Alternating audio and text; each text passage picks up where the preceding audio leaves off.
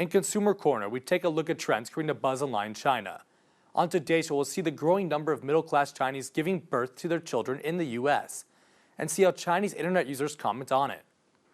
For the upper class in China, the U.S. is the choice destination for immigration. The wealthy want to enjoy nicer living conditions and better social welfare services than they have in China. Now this trend has expanded to the country's middle class. Instead of immigrating to the U.S., they choose to give birth to their children in the U.S. This could help their children get U.S. citizenship. They believe doing that can save money on raising a child than that in China. What's more significant is that Chinese parents can also immigrate to the U.S. after their children grow up. According to Global Magazine, in 2007, only 600 Chinese women gave birth to their children in the U.S. Then in 2010, this number increased to 5,000. Just 2 years later, the number surpassed 10,000. The magazine predicts by the end of this year, there'll be over 30,000 Chinese women giving birth to their children in the U.S. And by 2015, the total number would reach 60,000. Giving birth to a child in the U.S. is not cheap, but it's much safer than investment immigration. The U.S. law stipulates immigrants who apply for the EB-5 investment visa should provide at least $500,000 US. But even though it still cannot 100% guarantee applicants can get a visa, if the investment fails, that money would not be refunded. Also, the complicated procedures for this path to immigration dissuade some Chinese people, especially those who don't understand English. To encourage more Chinese women to give birth in the U.S., many agencies advertise this move could save much more money to get a visa for both their children and themselves. As Time Weekly magazine reports, some agencies' advertising says, quote, "Pay us 10,000 yuan and we'll help you get a U.S. baby. That is worth 10 million yuan. The 10 million yuan baby is a rough calculation of how much money these Chinese parents could save on raising their children in the U.S. instead of in China. It also includes the cost of these parents applying for immigration by other methods. One of the major reasons for Chinese parents having children in the U.S.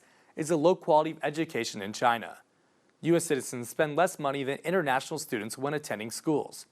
Let's take some concrete examples to illustrate the situation. Many primary high school Chinese students choose to attend U.S. schools to study. In Beijing, Shanghai, and Guangzhou, local agencies charge average of $30,000 US per person per year. But having U.S. citizenship would save at least $100,000 when attending public high schools. The college tuition gap between U.S. citizens and international students is also a consideration. Taking public universities in California as an example, international students spend $12,000 US a year on tuition, but local students only need to pay $2,000 per year. The 4-year college tuition for local students could be $50,000 less than international students. Other factors such as China's serious environmental problems and food safety issues force middle-class Chinese to have their children in the U.S. to give them better lives. Chinese internet users also express their opinions on the internet about the issue. Some don't think it's a wise decision to have their children in the U.S. One wrote, quote, "Do these Chinese parents really think that giving birth to a child in the US can benefit that child? If the child doesn't study well, what's it all going to mean?" Another one agreed, quote, "I still believe China can become better in the future. Staying in China would definitely be a wiser choice than immigrating to the U.S.